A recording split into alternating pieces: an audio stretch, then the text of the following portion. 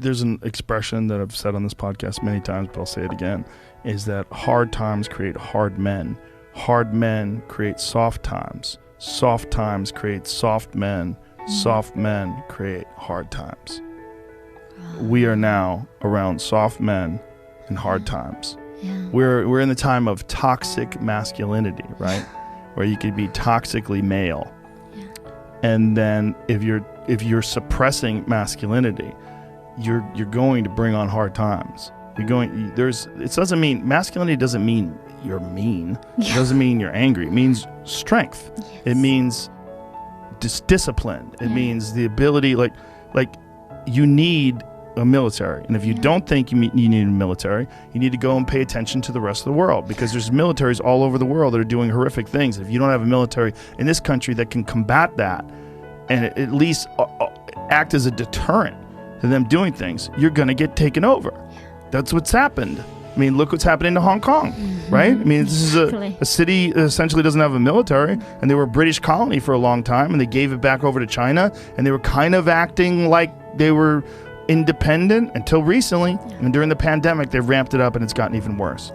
It's exactly what we talked about. You can't be weak.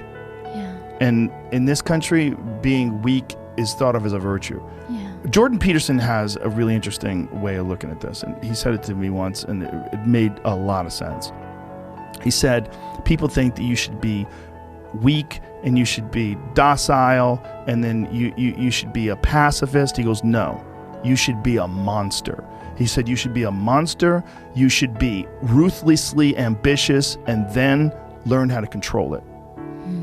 And it's that old expression, it's better to be a warrior in a garden than a gardener in a war.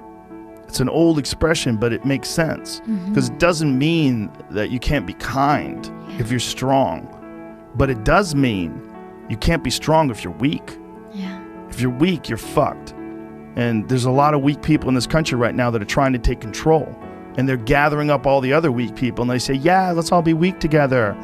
And they're willing to embrace all sorts of ideas that have been disproven, not just disproven, that have caused the deaths of untold millions of people in Maoist China and Stalinist Russia, and it's crazy. And they're short-sighted, and they're short-sighted because in the short term, they want their tribe to win, and there's so many weak people that'll join along with them. There's so many just simple-minded dullards that just want to promote their tribe.